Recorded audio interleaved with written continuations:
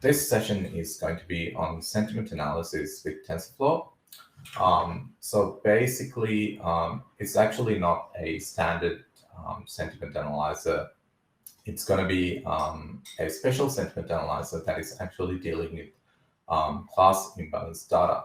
So class imbalance, it's a very common and pesteros problem in data science. So it's actually really good to learn about how to combat class imbalance, during data manipulation, as well as the modeling.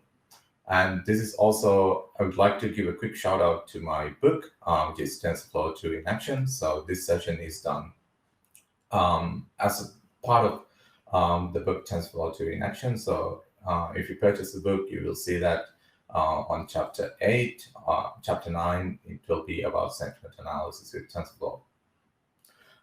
You could also, along with this, you also get the great discount code, which is TWITGANE40.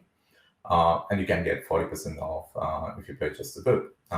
If you would like to see the book, just go to www.manning.com/books/TensorFlow2 in action.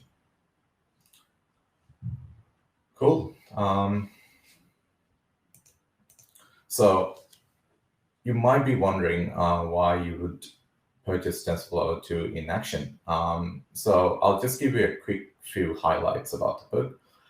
So it discusses all the popular deep learning models like computer vision models like CNNs, and then models that are used in NLP tasks like gated recurrent units, long short-term memory units, and also the groundbreaking new family of deep learning models called transformers. So we dive into in-depth discussions on these topics in the book. So if you're interested, you can have a look. And then we also talk about these models in action in real world, like in computer vision tasks like image classification.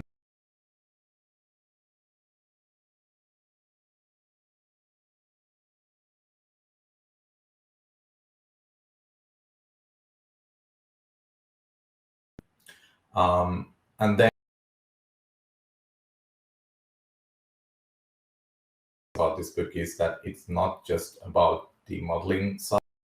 It also discusses other important aspects like creating the data pipeline. So it's almost like that ETL component of your data science workflow, where you bring the data from the disk or some source into the memory and then into your model. So TensorFlow has so many different functions and facilities to create complex data pipelines that suits any type of data. So we'll be discussing those kind of important aspects as well. And then finally, something that has emerged recently and has gained a lot of attention is something called MLOps, which is derived from DevOps. So MLOps talks and focuses on monitoring and deploying your models. So basically, as you create better and better models, how do you seamlessly provide the service or like the ability to use those models to your customers seamlessly without interrupting their day-to-day interactions. So that's an important aspect as well. So yeah, that's what's going to be discussed and get if you purchase this book. And a little bit about myself. So I have a PhD in machine learning, which is from the University of Sydney, Australia.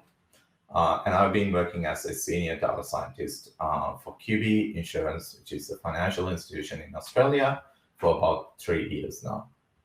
I've been in the publishing space for around 3 years with various publishers like Manning, Pat, and DataCamp. So to the right, you can see some of my profiles. For example, on the top, the GitHub profile. To the left, to the right, the Medium profile, and one of the courses I did on DataCamp is on machine translation.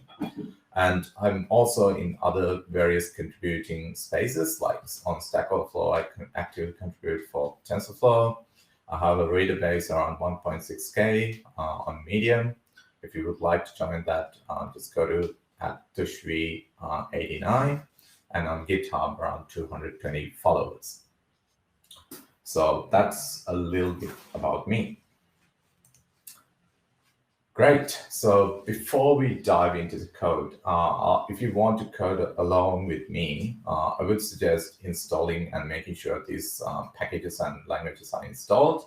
For this one, we will be using Python 3.6, and then we'll be using libraries like Pandas version 1, NumPy version 1.18, scikit-learn version 0.22, TensorFlow version 2.2, Jupyter version 1, and then an NLP library with various NLP functionality version 3.4. But if you don't have this installed, just stick with us. I'll just be walking you through the code, and then later you can download the code from GitHub, because it will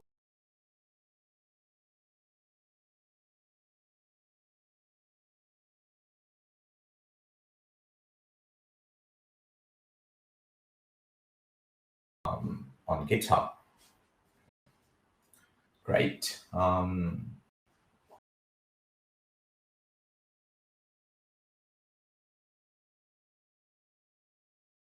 Thing before we dive into the actual code and the discussion that's lined up for today. The main takeaways from this session will be, first, we will understand what is sentiment analysis and what it's actually helping us to achieve in actual world. Because sentiment analysis itself is, it's a very generic task. So it doesn't answer any specific questions, but you can leverage the results from the sentiment analysis to answer some of the important questions, as we will see. And then we'll see how we can load some JSON data and detect whether class imbalance is present there. And then we will pre-process and clean the text with a computational library or a data scientific tool called Pandas, and then an NLP library called NLTK. Then we will focus on creating subsets of data from imbalanced data, because we need a training set, we need a validation set, and we will need a testing set.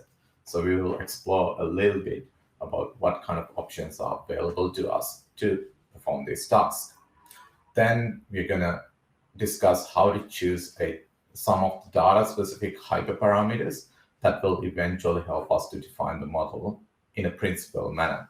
Not just random, but in a principled manner. Next, we will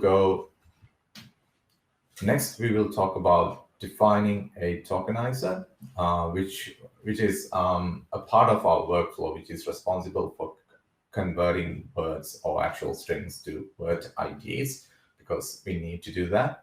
And then we will define a sentiment analyzer, which has an LSTM and few dense layers.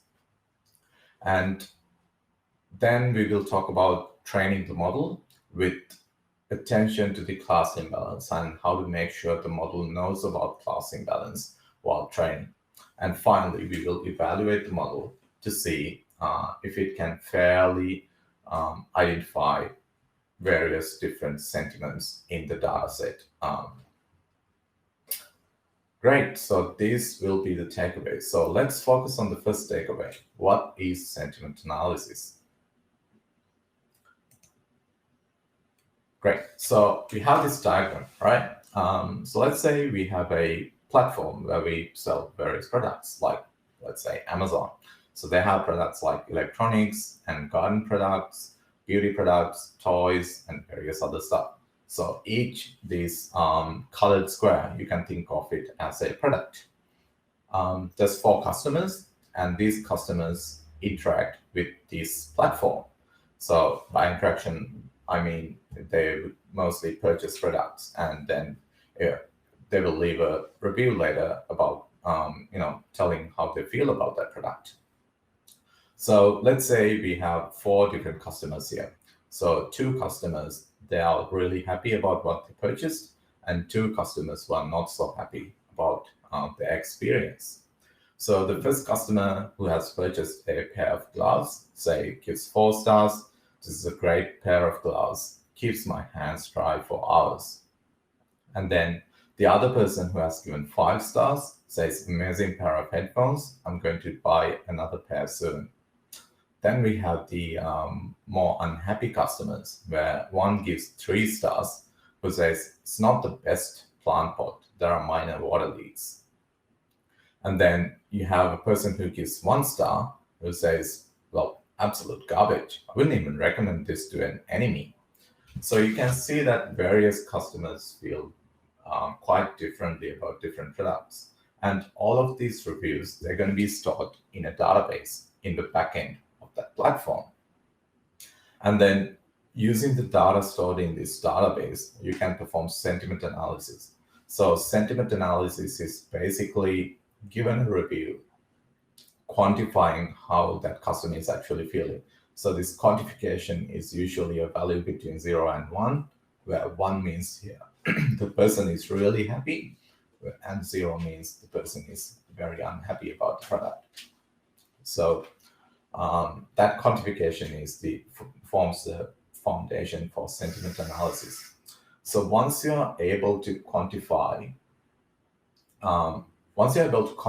this, how customers are feeling, you can answer some of the important questions, like which customers are actually unhappy and what are the most common reasons that upsets them, or which products or brands tend to be most negatively perceived, or even which vendors perform the worst. Answering these questions will help you to grow your customer base and even promote high-quality vendors and high-quality products more to your customers, which will again feed back into growing your customer base, because the customers will now see more high-quality products than poor-quality ones.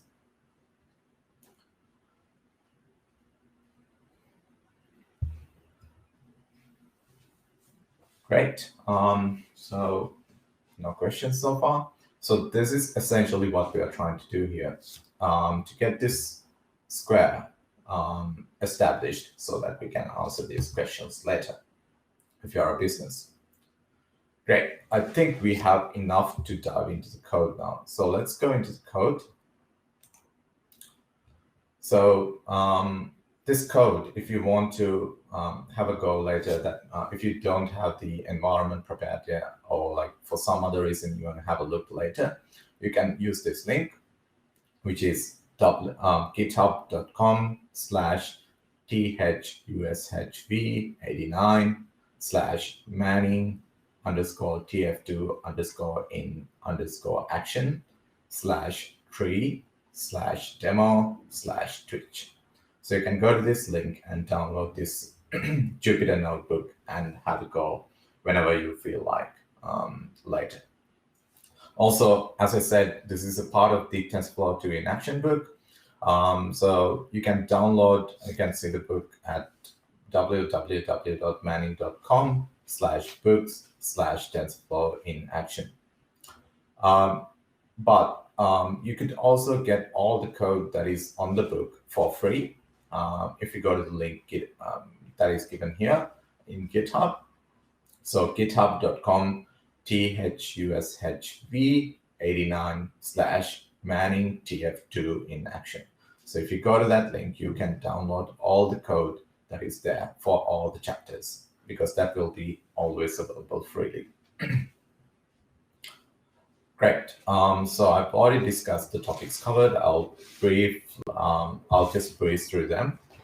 So popular deep learning techniques like convolutional neural networks, GRUs, get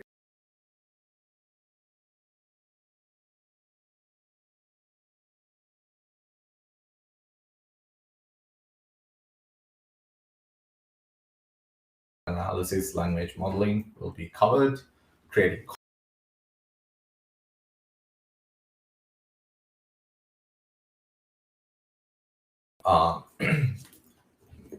but doesn't carry any less importance. ML Ops, which is about monitoring and deploying your models. And don't forget that you can get 40% off if you use this discount coupon when you check out the book. Great. So we can dive into the code. So first, what we're going to do is we're going to import a bunch of libraries. So you can see TensorFlow is imported, pandas is imported. You're going to use NLTK, NumPy. And here we do some of the housekeeping that we need to do before we start any modeling. Important thing we're doing here is fixing the random seed. Why is this important? Well, the randomness is an essential part of a data science workflow. But the randomness needs to be used very carefully. You can't have the randomness changing every time you change your every time you run your code. That means, like, if that happens, your results are not reproducible, which is a problem. So in order to make your results reproducible, you have to fix your random seed. So different libraries use different ways to fix the random seed. So basically, this one fixes the random seed for some of the common libraries like NumPy, TensorFlow, and the Python built-in random package. So we're going to fix the random seed to 4321. You can use any value. And then now after this, no matter when you and how you run things, it will give the same results. Great. So we are going to use a data set which is available from this link. So if you run this code cell, you will get that file downloaded and then extracted onto your data directory. So let's see what this file actually contains. So once you run this cell, it will create a data folder in your code repository and download the data in there. So you can have a look at what it actually is. So mind you, this is a very large file for a JSON file. So if you be careful when you're opening it, because it can also freeze a computer. Usually, if you use Notepad++, it's fine. So we will use Notepad++.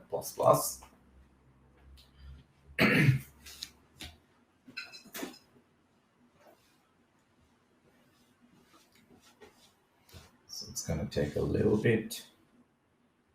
All right, so here you can see what the data is.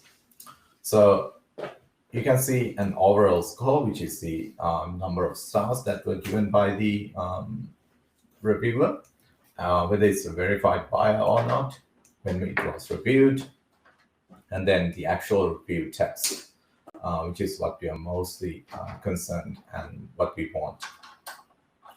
So you can see it just keeps going. So each record will have this information in that JSON file. So this is what we are essentially going to use. Great. So now we have downloaded the file. We are all ready to go. We will use pandas to analyze and detect the class imbalance, as we discussed. Excuse me. As we discussed in our takeaways. Great. So all you need to do to load this data is call this line. So pd read JSON, you give the path to your JSON file, and then you set a very important argument. JSON files can be in various different formats. There's a set of common formats that JSON files fall into, and depending on the format it is in, you have to select this parameter. Otherwise, Pandas doesn't know how to actually format your data after loading it, so it will return an error. So as you saw in our text file, each record is a different line. So because of this reason, the most appropriate argument is records. So if you set records, it will load the data frame correctly. So review.df will contain all the reviews that we have. And we will go and focus on these particular columns only. So overall says the number of stars that were given. Verified says whether it's a verified buyer or not. Then review time and the review text. You can do a review.df head to see the top samples in your data frame. So basically, a data frame is just a matrix where you have column names on the top and you have an index as the rows. So that's all to it. It's a matrix that is much more readable than an actual matrix. And it can contain different data types for each different column as well. So it's a more versatile version of the matrix. And then we will do a little bit of cleaning. So what we will do is we will remove any reviews that don't have a review text, because ultimately if the review text is empty, you can't perform sentiment analysis. And then we will remove any reviews which has empty strings in them. So that will get rid of a few reviews, like less than, it's actually more than 100, below 200. And then now we are off to detecting the class imbalance in this data. So it's very easy to detect the class imbalance. All you have to use is this value counts function. What value counts function does is, when you give a column to it, it will count different values in that column and give you a key value pair, where the key is the actual value and how many instances from that value are present in that data set.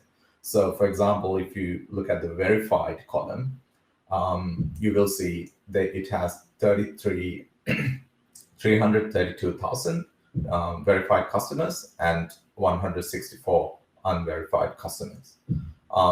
Just to keep the integrity of our modeling task, we will use only the verified bias, because just to avoid that noise in our data set.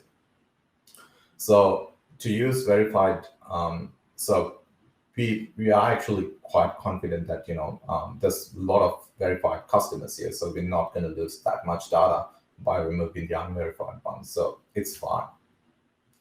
The next thing we're going to do, we're going to get only the verified customers. So you can do review df, so log stands for location, and then review df verified. So review df verified is a Boolean.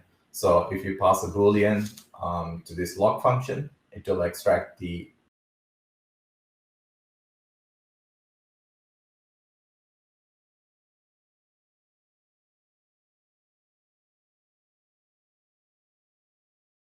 we will store that.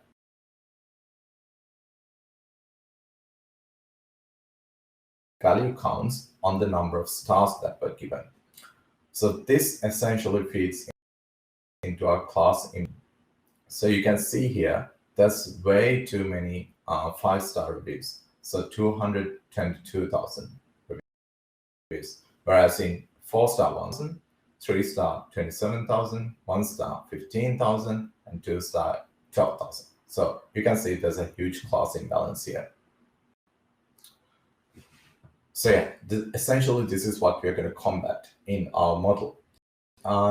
Another thing we will do in order to make our classification task easier is we will, instead of trying to predict the number of stars, we will try to predict a sentiment.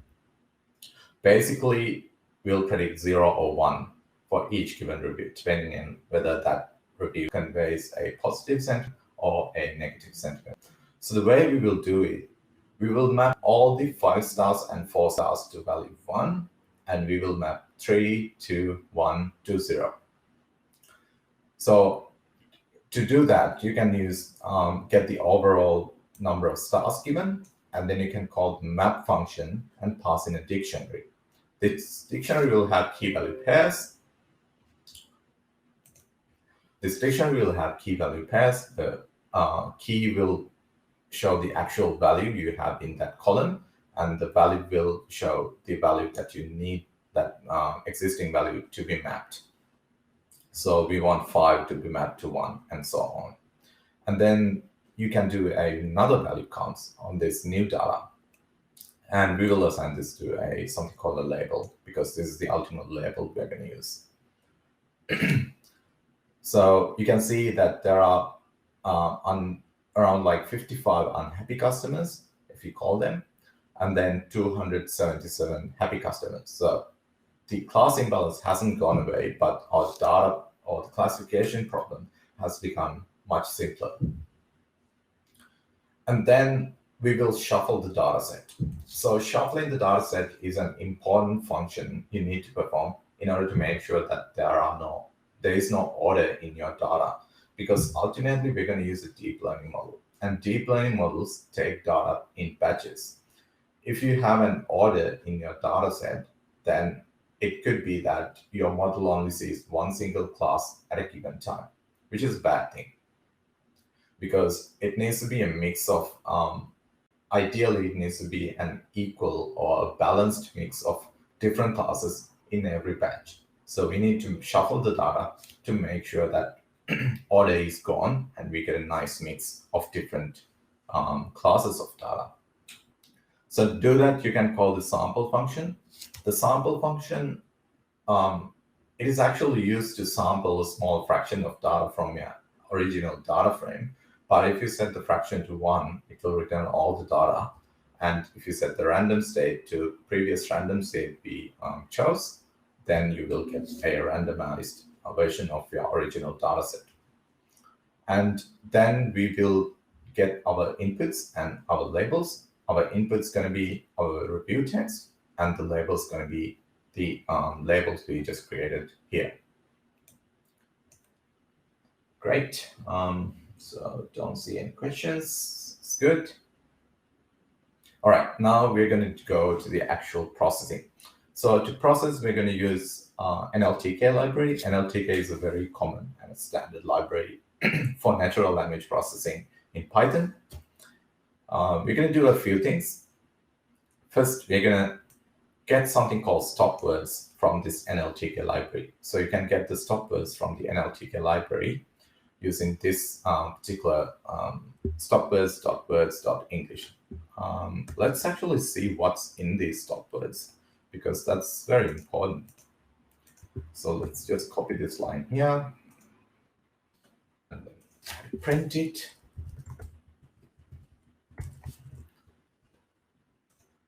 You can see words like herself, his, has, after, you'll, that'll, me, hers, that'll, and so on appear in the stop words.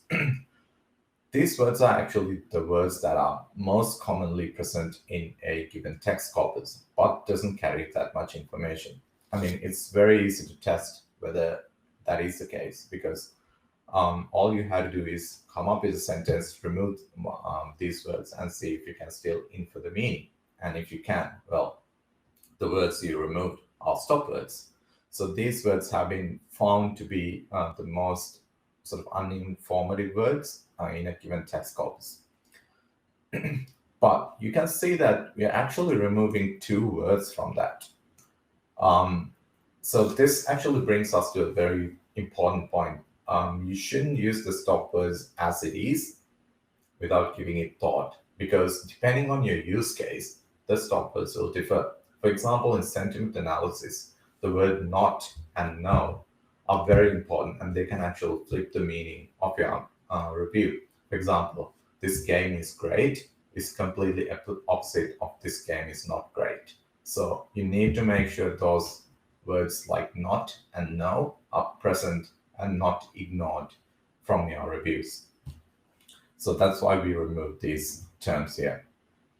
And then we will convert all the text to lower, because the case doesn't really carry any information for us. And then we will remove all the punctuation. So to remove punctuation, you have a set of string functions provided with pandas, which you can invoke using the str dot, and then you call replace. So this is a regex. So anything that goes within squares, if that character is present, then it will be replaced by nothing, basically. So it's an empty, it's not a space, it's just an empty string. So it will be just ignored, basically. So string punctuations will give a, the most common punctuation. So you can see what is in there, if you like. Punctuation, so you can see the common various punctuation that is used in text. So that will be removed, and we will expand the n apostrophe t to not, because that's what it essentially means. And then we will replace the apostrophe, the prefixes starting with apostrophe, because they're not included in the stoppers, and they can. So, as a safety measure, if they are present, you just remove them and you just replace them with a space. And finally, we will get rid of all the digits, because digits in this context, you can ignore that safely. It won't really affect the meaning of the sentiment. And then using the stoppers, we will define another regular expression. So to give a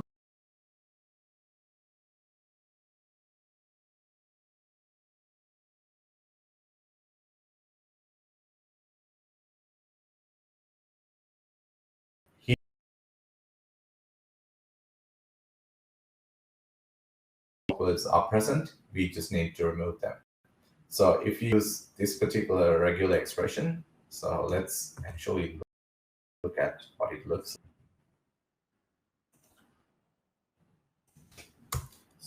like.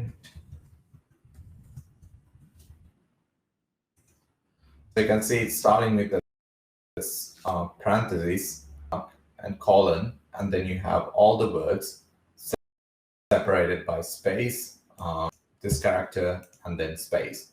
So if this space is detected, then this regex will trigger an action you specify. So basically, here we want to, if that regex is triggered, we need to replace that with a space. What it will essentially do whenever it encounters any of these words.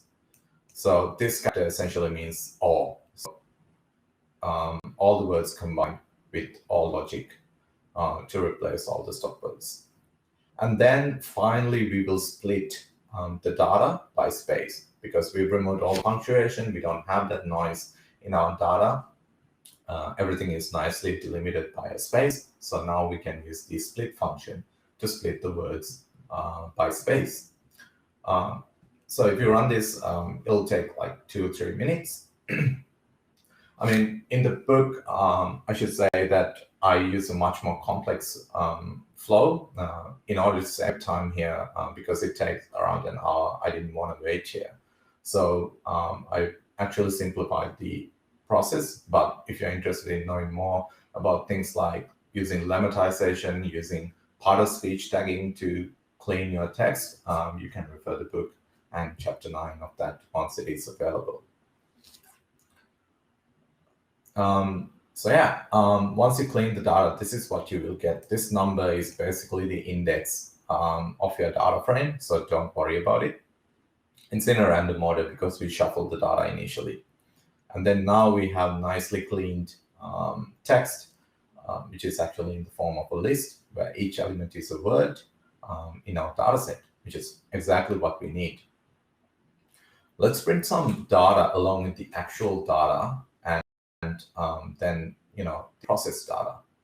So here you can see the actual text says worked perfectly on Wii and GameCube, which is cleaned to worked perfectly. So the word on is removed on GameCube, and no, because we specifically asked, so the whole review is this.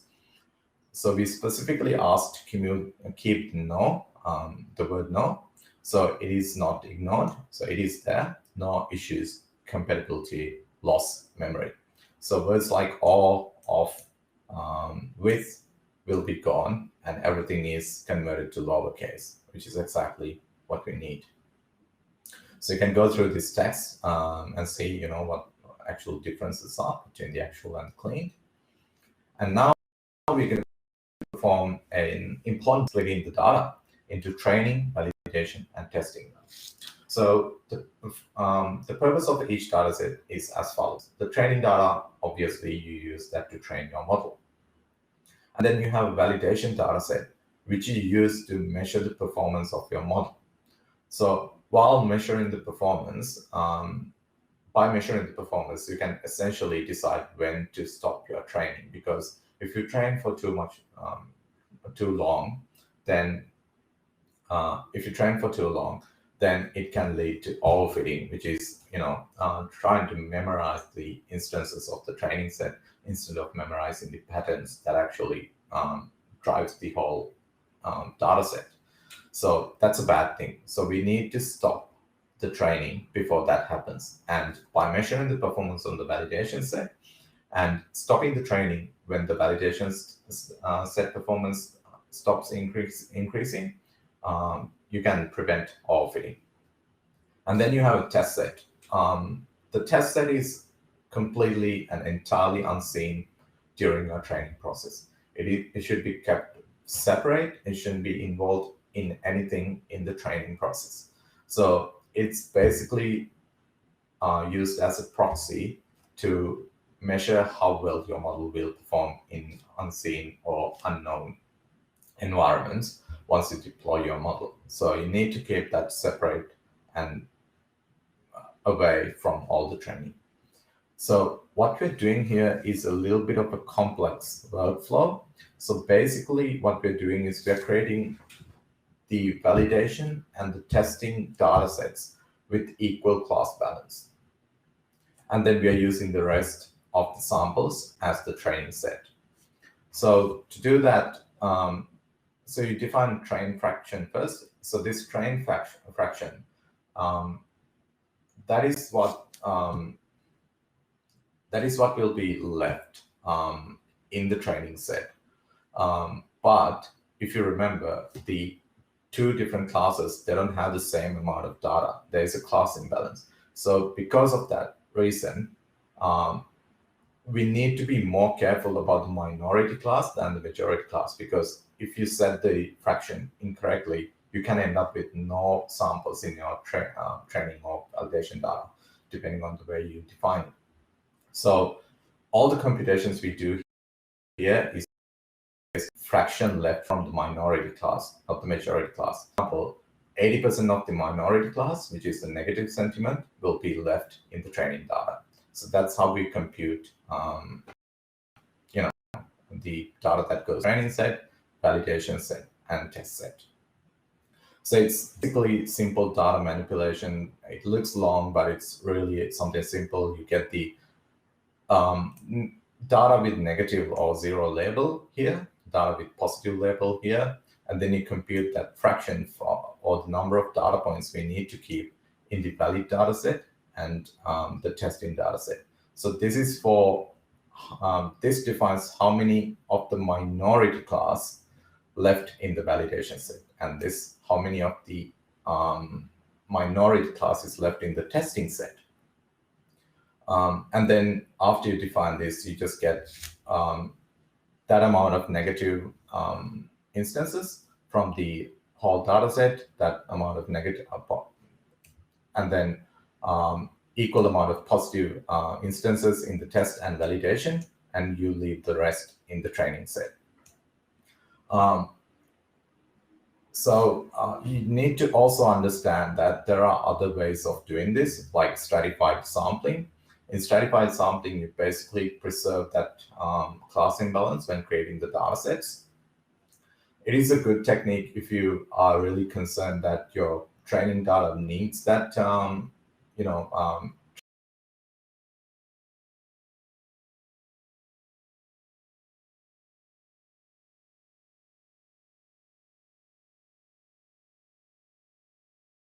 of thousands of negative samples. We can create like a significant sized validation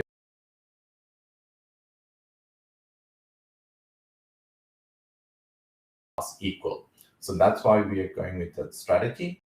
But keep in mind that there are other strategies like stratified sampling, which will, which will keep the class ratio as it is and creating the assets. So when you call this function, it will give you three different data sets. So TRX and TRY represent the inputs and labels of the training set, VX and VY validation, TSX and TSY, the testing set. And then we're going to actually look at the vocabulary. So what we want to do here ultimately is find the vocabulary size, because we need to define the size of the vocabulary when it comes to the model. So we will find how many words are in there and use certain proportion of that to define a vocabulary, because the most rare words, we can ignore that because it's not representative enough to contribute to the modeling. So in order to do that, you create a giant list, which will have all one word as a single element. So basically, if you have 1,000 reviews, you get all the words and create a single list out of that. And then you call this function called, or the built-in object called counter in Python. The counter will take in a list and spit out a dictionary where the key is a single element, single unique element, and the value is how many times that unique element appeared in your given list. So basically, it counts the word frequency. And you can see the results here. So for example, the word has appeared 497,000 times, game 315,000. So if you look at this, it makes sense, right? Like words like game, because this is ultimately a gaming data set. So these reviews are about games, video games. So the word game appears quite a lot. So it makes sense. And then you can also get these descriptive statistics like the mean, frequency, the standard deviation, various percentiles, the maximum, using this describe function on your data frame, on your series. So here's how we define our vocabulary size. So we will get all the words that appear at least 25 times as our size of vocabulary. So if you do that, we will end up with a vocabulary which is around 14,000. And that's one of the hyperparameters we're going to use, the vocabulary size. The next one is the sequence length. So the sequence length measures how many words are there in each review, because now we need to define the length of the sequence that we will feed into our model. So 2 long sequences will be truncated to that length. The 2 short sequences will be padded with a special value until it reaches that sequence length. So that's how we're going to use the sequence length. Getting the sequence length is very easy again, because our text is in a list format where each word is an element in that list. You can simply call the str.length, which will give the length of that list, which is essentially the number of words in that review. And then you perform the same thing. You use the describe function, but we are actually doing something special here. These reviews, if you look at the data, they can, there are quite a few outliers. So you need to make sure you don't count these outliers when defining this sequence length, because we need to cater for the majority, we shouldn't be distracted by the outliers in the data. So to remove the outliers, what you can do is you can remove the first 10% quantile and the quantile above 90 from the data, because those 2 regions will contain most of the outliers if you sort it by the sequence length, right? So that's essentially what we are doing here. We are finding the value which is just above the 10% quantile and the value just below the 90% quantile. And then we get the values in between. So we get the values in between in this, and then we do a describe. So you can see the difference between these 2. So if you take the whole data, the mean is 41, whereas if you take only the 10% and 90, mean drops to 21. So that gives you an idea about how much outliers are there in these 2 removed quantiles. Great.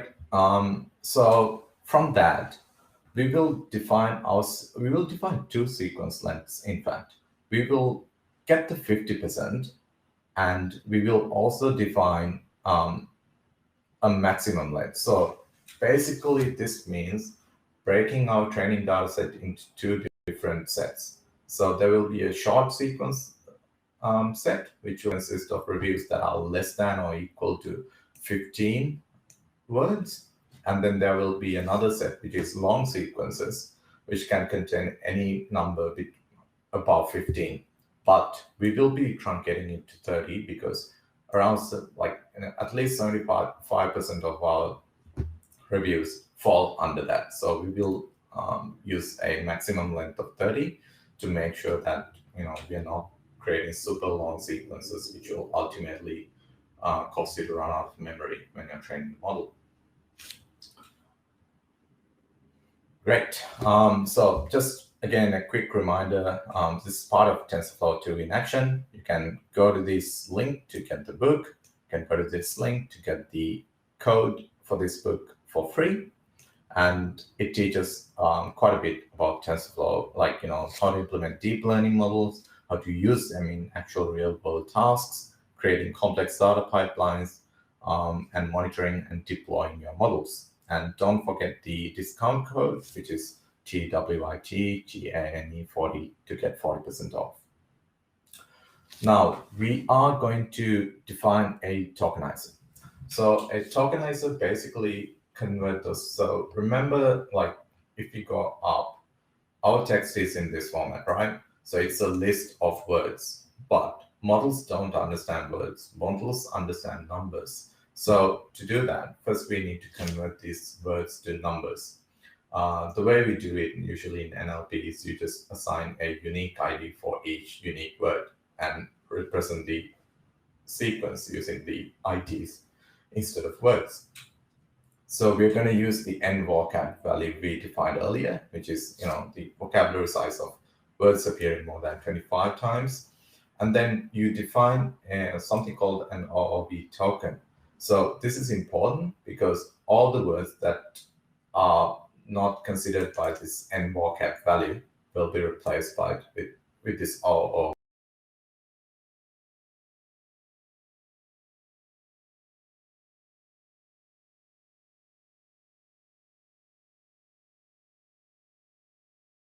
On that pre-processing step.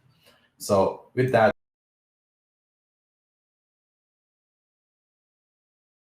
text to learn those word ID mapping. So the way to do that is you just say tokenizer fit on texts, and then you pass in the TRX as the argument. So basically means it will convert it to a list instead of a pandas object. And then you call the fit method. And after you call this, it will take like a few minutes and it will learn the word to ID mapping internally. You can check the learn dictionary by using these functions. Word index will, it's basically a dictionary. So if you call word index and then within square brackets some word like game, it will give the ID of that word. And if you call the index word, it does the opposite. If you give a word ID, it will give you the word. Great. So you can convert some text. Like so I've just extracted some of the reviews from the original data set and just pasted here. And then you can print it and see, how it is actually, what it is actually doing. So this sentence is converted to this, and so on. So for example, we have 3 words here and we have 3 3 IDs here. So it works. And then we will, so here we separate those training sets using the sequence lengths we initially specified. So all the data that is shorter than in sig_mid, which is 15, will go to TS short, and all the data that is longer will go into TRX long. And then we need to separate the labels for those corresponding elements as well. And then, so fitting is just learning that dictionary. And then you need to actually use that dictionary and convert a arbitrary text into a word ID sequence, right? So to do that, you use the text to sequences function. If you pass in a text into that, it will convert that to an ID sequence, which is what is essentially happening here. So we did do that for all the sequences like TRX short, TRX long, VX, and TSX, which are the validation and testing sets.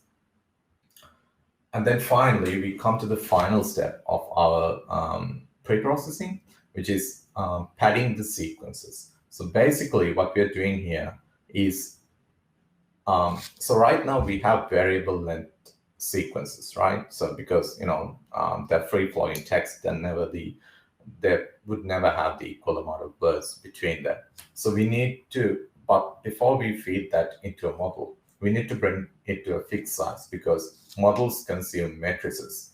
The way to do that is using a function called pad sequences. This will essentially pad zeros to your sequence to bring them to the exact same length. So for example, by calling pad sequences with these values, for example, we are converting the trx short seq we defined earlier. We're going to define the maximum length as the middle value because we are processing the short one. And then we're going to pad at the beginning, and we're going to truncate. If the sequence is long, we can truncate it from the end. And we're going to do that for all the different data sets we have.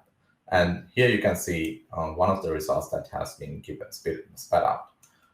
So you can see, zeros have been added at the beginning because that's what we wanted, and you have the values in the sequence here. Great. So that brings us to defining the model, which is the most exciting part. All right, let's go to our presentation a little bit. So this is what the actual data looks like, right? So it's actually a three-dimensional tensor. So you have the batch dimension as the first dimension, which is, this is one review, this is one review, and this is one review. And this is the time dimension. So each word, the words appear sequentially.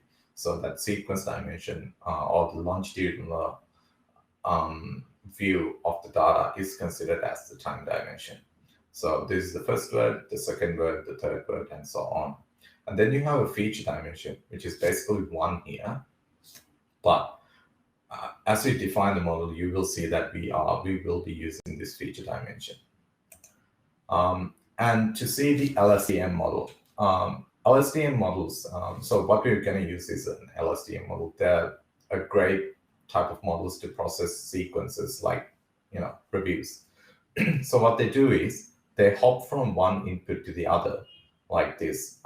So they get the first value in the sequence, like for example, 2, and they process that and produce 2 outputs. So one output is called the output state, and the other output is called the cell state. So these 2 are produced, and then they feed back into the next step. So they feed forward into the next step. So they go to the next step and consume I2, which is the 16 from this sequence, and then produce another output and goes through that sequence step by step. So that's what the LSTM is doing. So finally, it will have a sequence of output states, a sequence of cell states, and basically you use that sequence or even the final values of those output states to produce your final output. So so this shows actually how we will be coming back to this because this is explaining some of the parameters in our model. We'll come back to that after we define the model. So I'll give you a brief overall picture of what this model looks like. So you have an LSTM cell, which goes from one input to the other in sequence, as I mentioned. And then you have something called an embedding layer. What the embedding layer does is it gives you, for each ID, it produces that feature dimension I talked about. So this feature dimension is added by coming up with a feature vector for each word. So these feature vectors, for example, if you have that dictionary I talked about, for example, the word A is mapped to 1, play is mapped to 23, then your embedding layer would look like this. Basically, it will have an ID, which goes from 0 to 100 because we have 0 to 100 words. And then for each word, you would have a vector. The vector is just, decimal values for a certain size. So the embedding size, that's a hyperparameter you will have to define when you're defining the model.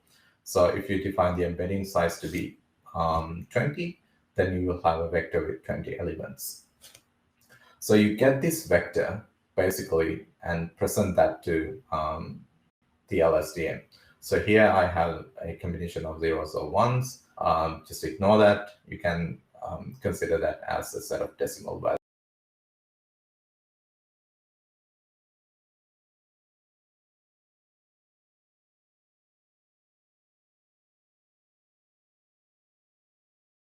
Vector and produces the LSTM output, gets a word ID, gets the embeddings, produces the LSTM.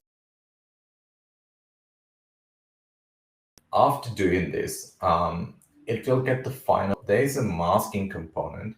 Let's ignore that for a moment. Let's just make it disappear from our text.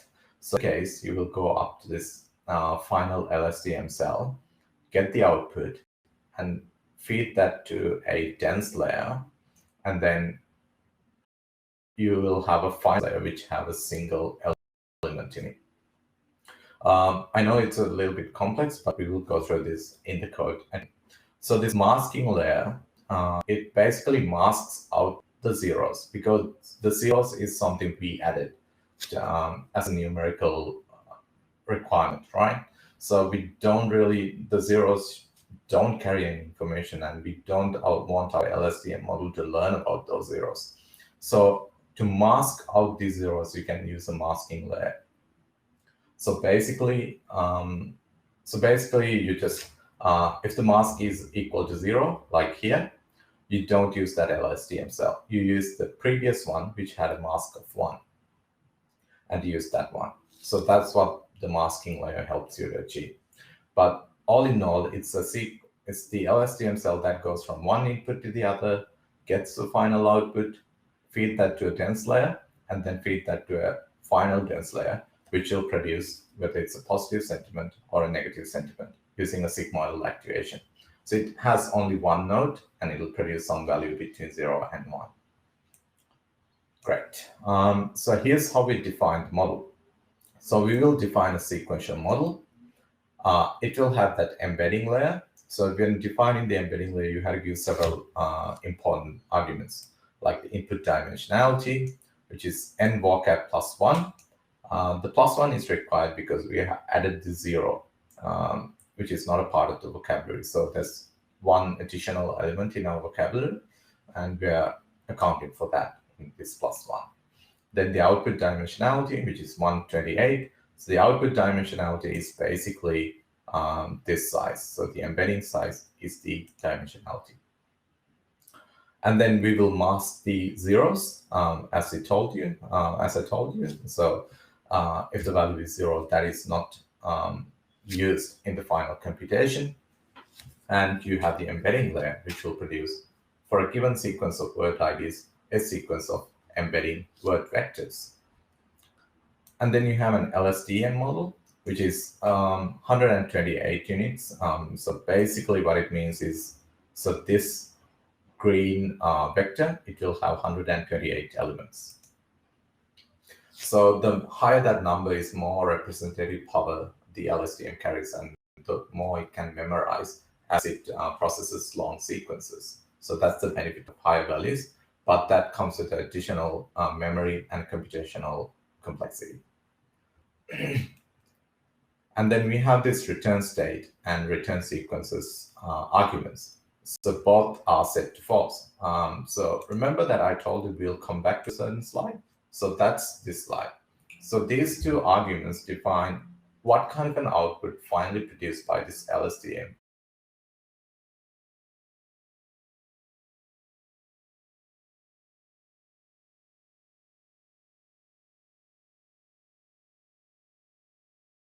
Green vector as the final output. So that's true. Then it will give both these states as its output. So both the cell output state and the cell state will be provided as the output. If you set the return state equals false and return sequence is equal true, then it will give all the outputs that it produced along the way instead of the final one. So those are the differences between these arguments. But right now, what all we need is this final output. So we can set that to false. And then we have a dense layer, which will take that final output and produce a 512 elements long vector, which has a ReLU activation. And then finally, you have a dense layer, which has a sigmoidal activation and a single node. Then we're going to compile our model by using binary cross entropy. So we're going to go with binary cross entropy here because we only have like single node here. And binary cross entropy deals with binary classification, which is exactly what we need. We're going to use the optimizer add-in, and we're going to measure the accuracy because we already have a balanced data set for our validation and testing set. If you had an imbalanced data set, then you need to be careful on which metric you choose because depending on whether you're interested in the positive elements or the negative elements, you'll use precision or recall, or even F1 score, which is a combination of that. So it depends on the use case, but since we counteracted the class imbalance early in our validation and testing sets, we're going to use accuracy. Then, now here's how we are going to deal with the class imbalance in the model. We're going to define a weight for the negative classes because the negative class is the minority class. So we're going to weigh the negative instances more than the positive weights. By how much? So that will depend on the actual class imbalance. So what we're doing here is we are dividing the number of positive elements by the number of negative elements. So for example, if you have 1,000 positive samples and 500 negative samples, that will mean a negative weight of 2 because 1,000 divided by 500 is 2. So here we get around 6 as the weight, approximately 6. And finally, we can train our model. So we can train for 3 epochs because it's going to reach a good accuracy quite fast.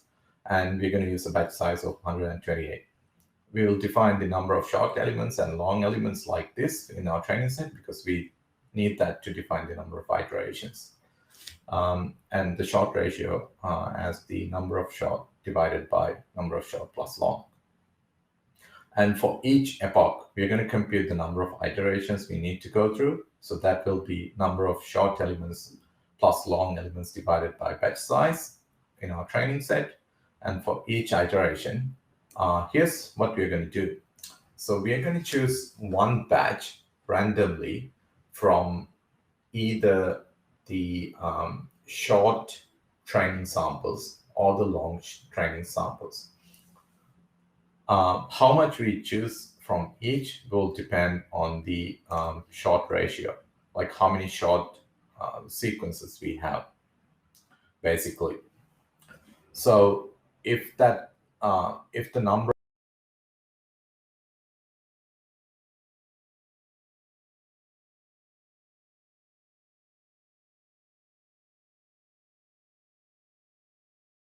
samples for corresponding to those indices,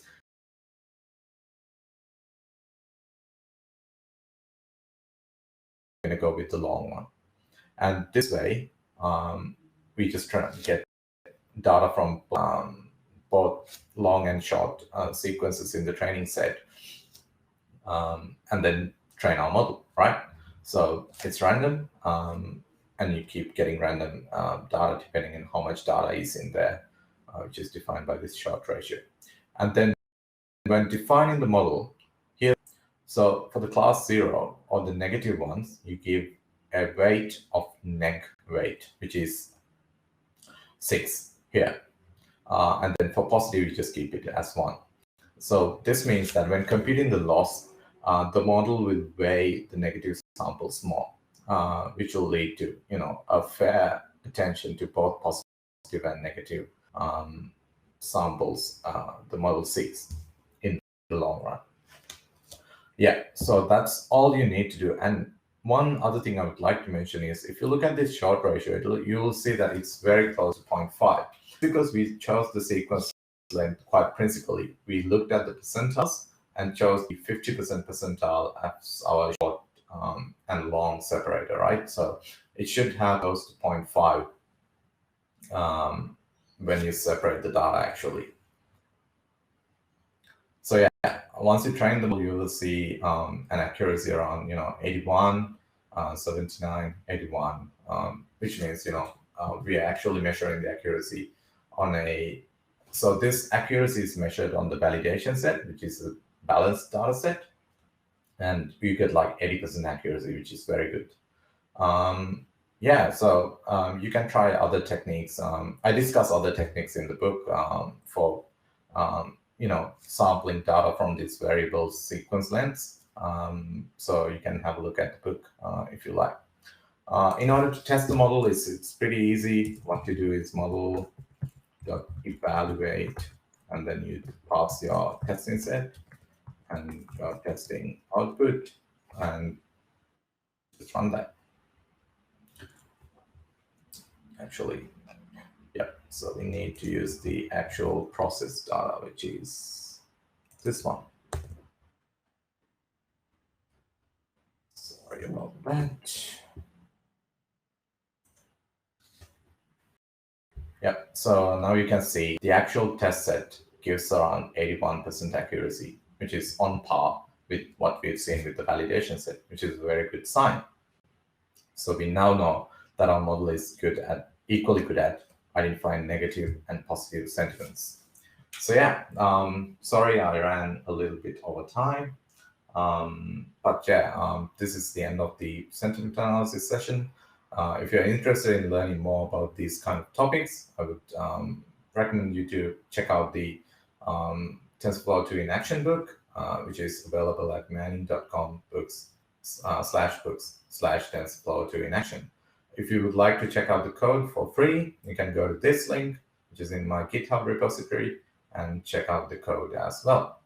And don't forget the discount code, which will get you 40% off the TensorFlow 2 in Action. So yes, I think that's about it. So thank you everyone who attended this session. It was really great to have you guys here. And hopefully you have learned more about class imbalance. Thank you.